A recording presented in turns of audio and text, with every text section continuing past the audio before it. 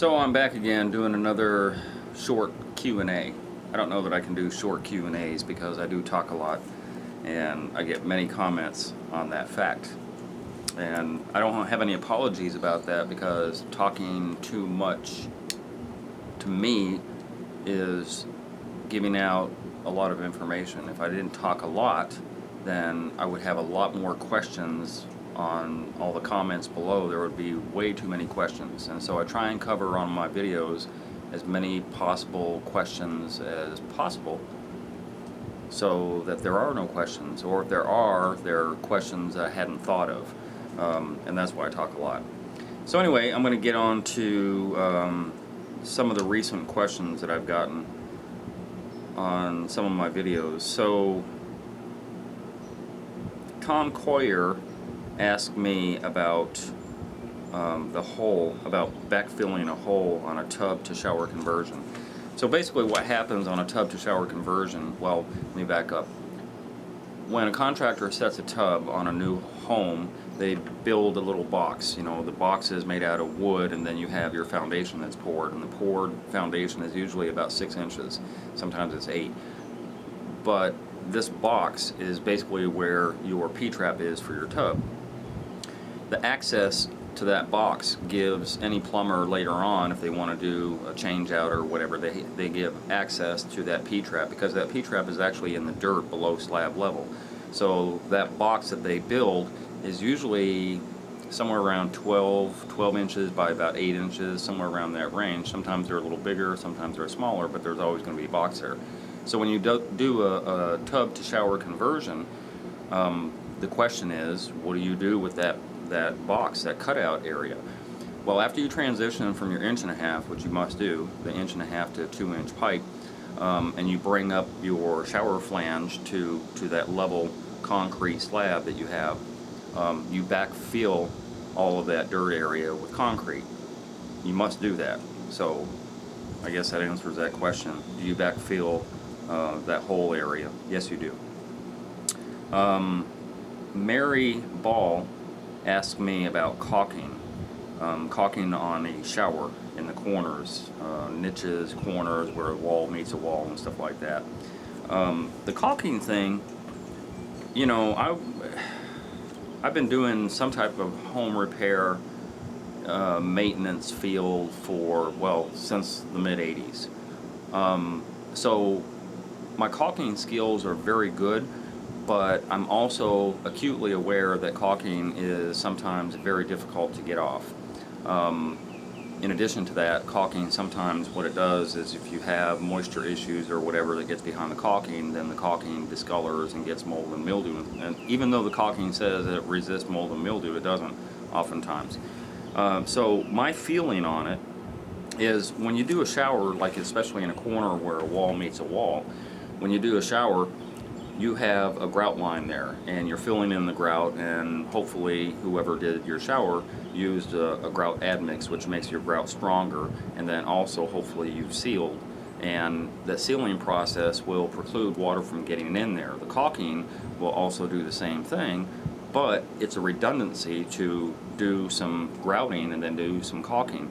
So I'm not really hip on doing the caulking on every shower that I build. There are certain exceptions to that rule, but it's kind of a Pandora's box, because if you start caulking, especially like on a natural stone or something like that, where it gets into little nooks and crannies and all that stuff, it is a royal pain to get out of there. And it usually is not really doing much good anyway, because it's a vertical surface and water is just falling off of that corner and drying out pretty quickly. And then of course you have in back of there, even if water should penetrate, you have your waterproofing on your backer board. So I'm not a big fan of caulking unless there's a reason for it. So let's say a year, 2, 5 years down the road, where that corner is, you see a little cracking where your grout has separated because houses move and settle and stuff like that. That would be a time to do some caulking. But as I said, I'm not really, even on my shower that I built, what, 2 years ago, 2.5 years ago, I didn't do any caulking on it, because the due diligence as far as doing all the grouting and all that stuff precluded me from having to do the caulking. Now, at a point where there's a little lineal crack or something going on, then I would run some caulking down there. And always try and do, my opinion anyway, always try and do a latex caulking rather than silicone, because silicone doesn't, in a shower area, doesn't generally want to stick after years of use. It doesn't really stick to the surface of the tile, especially if you have a very slick tile. So my personal opinion is use the latex caulking. So that, hopefully that answers that question. Although, you know, it's personal preference. If you want to do caulking, it doesn't do any harm, but I'm just saying that, you know, for my purposes, I don't generally do the caulking. Let me see. Jack W.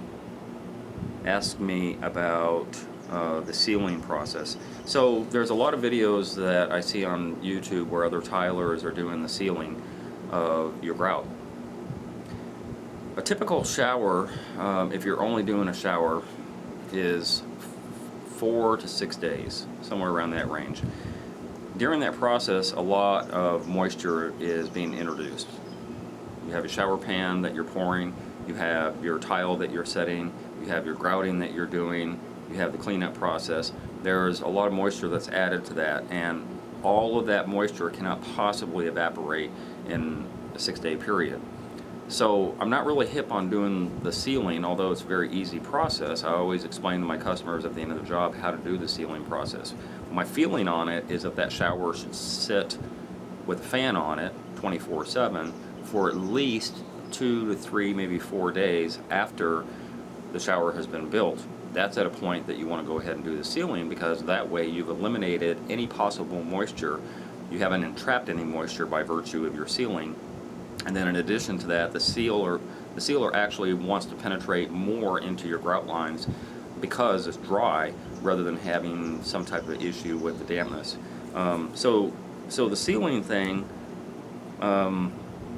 is definitely important, but it's not something that I would do at the end of a job, especially, as I said, you know, with the length of the job and how much moisture you're adding. But the sealing is a very important thing. Which I'm glad actually he brought this up, because I wanted to kind of address that issue. When you move into a new house, or even if it's a used house, you know, that is 10, 20, 30 years old or whatever, you have no idea what the previous homeowner has ever done to that shower. So part of your maintenance on an annual basis, my feeling, should be sealing your shower. When you move into a house, again, whether it's new or whether it's used, you have no idea. I know for a fact that the builder on a new house has done nothing as far as sealing. I don't care if it's sanded grout or non-sanded grout, whatever the case is, they never do any sealing. So if you move into a brand new house, one of the very first things you should do before you get in your shower is make sure that you seal it. And especially the floor in your shower, you should seal that at least 2 or 3 times. On a used house, same thing. And assuming that in the used house the shower hasn't been used for the last week or month or a couple months or whatever, that's good, because you're going to go in there and you're going to seal it right away so that you know it's been done. And then kind of on an annual basis, you want to go ahead and do that again. That's very important. That almost trumps, it doesn't trump the building of the shower, because there's a lot of nuances that the builder may not have done right, but that's a protection barrier. So you could do a lot of things wrong as far as building the shower, but on the surface level, where water is going to ruin your shower eventually, that's on the homeowner. That's part of the maintenance that a homeowner should do. I mean, if you have a deck, you're gonna seal the deck usually annually. If you have, you know, the outside of your house, you're gonna pressure wash, you're gonna paint, you're gonna do maintenance on your house, and part of that maintenance should be your shower, to make sure that you seal it. And of course the caulking thing, if you want to do that. Let me see. Chris Camacho says to me, "You're good at tiling, but I don't like your videos because you don't show your work." I've addressed this on, I don't know if I've addressed this on a Q&A before, but I'll address this again. I don't show my work for a couple of reasons. First of all, I don't have a second person to do the video. Even if I had a second person to do the video, doing a video on showing my work takes time away from my work. It requires me to, you know, have maybe 2 different cameras and 2 different angles, and I got to figure out where to put the camera, above me or behind me or this or that, and so I'm sidelined with my focus on the work because I'm trying to figure out how to do this video. So as a rule, I'm doing a video as I come in, and I show, you know, this is what the bathroom looks like, this is how old it is, etc., etc. These are the things that I anticipate that have damaged the shower or whatever the case is, and then I usually show an after, so before and after. If there are issues in between where I'm showing damage or something like that, it's just a heads up to you that these are the things, these are the Achilles heel of a shower. These are the things that can go wrong, and these are the things you should pay attention to when you're having your shower redone. So not showing my work is kind of an intentional thing. It's very, very difficult to show my work. Although there's a few tutorials that I show as I'm doing a shower. For example, if I'm doing a curb on a concrete slab, I'll show how to use a bang gun, a nail gun, to get the curb into the concrete, because that's a quick video that I can set up and do quickly. So the tutorials I can do, but I cannot show my work. And there's other tilers who are pretty adamant about showing their work, and their videos are sometimes, you know, 40 minutes, you know, to an hour, hour and a half long showing their work. And I'm not on here to show my work. And they get a lot of hits because people want to know, and I guess maybe this Chris Camacho, maybe he wants to get into tiling and he wants to figure out how to do the tiling, and therefore he doesn't like my videos because I don't show my work. That's the only thing I can figure, because I can't imagine somebody sitting around for an hour watching somebody work, which again, some other tilers do that and they have a lot of hits, and maybe that's why they do it, because they get a lot of hits off of it. But I'm just precluded from doing that because I'm too focused on the work that I'm doing at hand. And I don't think it shines a very good light on me if I go into a customer's house and I'm setting up my video cameras and trying to get the lighting right and all that stuff. So that's not really why I'm on YouTube. I'm not on YouTube to show, it's not a DIY type of channel that I'm running here. So that actually, that's kind of the questions area. That actually lends me into a different subject. Oh, before I go, there's one other thing that I want to address. Some people are getting on to me pretty frequently about the fact that I use grain board on a lot of my showers. Grain board is mold and mildew resistant. It's got a chemical that's embedded on it. And you know, for years and years during the 80s and 90s, people used grain board. Builders used grain board in the shower. But typically what happened is they're using a 4x4 tile with non-sanded grout. As I said before, they don't do any sealing on that stuff.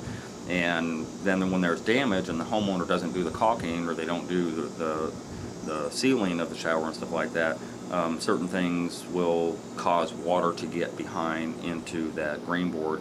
And then, of course, it grows mold and mildew, and you know, sometimes it's a gypsum product, and so the gypsum will actually get wet and it'll get soggy and things will fall off, and a lot of that has to do with the homeowner. And again, what I alluded to earlier about as far as your maintenance responsibilities, so a lot of that has to do with that, but also the fact that they didn't use any type of waterproofer. The waterproofing, the topical membrane as it were, the waterproofing is extremely important on any type of shower that you're doing. So my feeling on it, and I've said this before in many of my videos, my feeling on it is that if you use Hardy, if you use Durarock, if you use Wonderboard, if you use, you know, any type of backer, and it doesn't matter if it's cardboard, if you could get a cardboard that's thick enough that would attach to your wall, it doesn't matter, because you're red guarding it, or you're putting, you know, Curdy Schluter system, or you're doing AquaGuard or Aqua Defense, or you're somehow making that wall board impenetrable to water. Therefore, it's irrelevant what your backer board is. As long as you're doing your due diligence on the waterproofing end of it, doesn't matter. But I still get a lot of negative comments about, oh, you shouldn't be using that because it's just a gypsum product and blah, blah, blah. So there's a product that came out years ago. It's called Dent Shield. Dent Shield is a gypsum product. It's actually sheetrock. And what they did in the factory is they went ahead and embedded a topical membrane onto this gypsum. So when you buy it, it's already waterproof. Now, of course, when you screw or nail this into your walls and stuff like that, you still have to make sure that you cover those areas, and with Red Guard or something like that, little touch-up spots. But basically, that's what the product is. And so, if you look at it sideways, this is gypsum, and it's got a waterproofer already on it. It's called Dent Shield. So that's my answer to that question. If a company can manufacture basically what I'm doing, they have a gypsum product with a waterproofer on it, and I'm doing the same thing, what's the difference? There is no difference.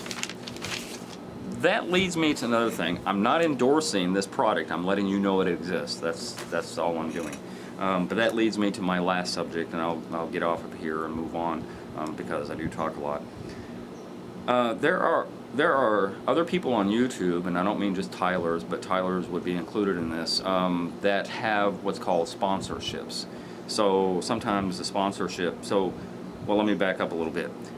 A lot of people on YouTube get paid on their channel. I don't get paid on my channel. And when you see the little commercials, during or prior to the videos and stuff like that, or the little links at the bottom of your video, that's how you know that they're getting paid. So when they have a lot of views, when they have a lot of subscribers, generally speaking, they're getting a lot of money from YouTube. In addition to that, some of their videos are sponsor videos. So a company, like for example, this company that makes this product, would come to me and say, hey, do a video that shows our product.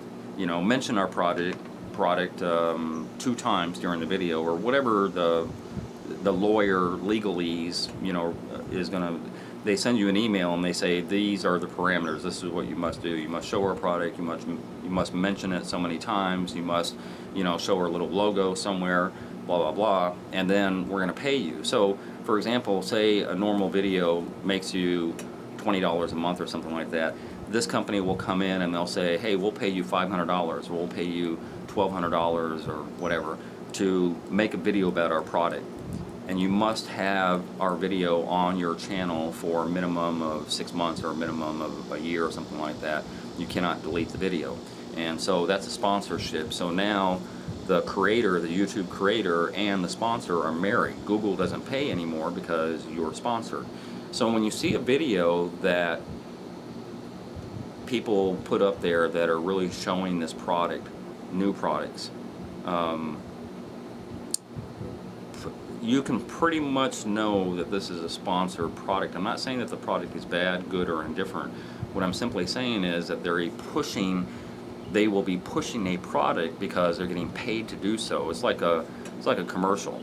Of course they're on their job, they're working, and they're showing this product in the process. So if I were sponsored by this product, then I would be, showing their little logo somewhere. I would be talking about it. I would be mentioning it so many times, and then of course I would be attaching it to the walls and talking about how great a product it is and all that stuff. So it's a sponsored commercial is what it comes down to.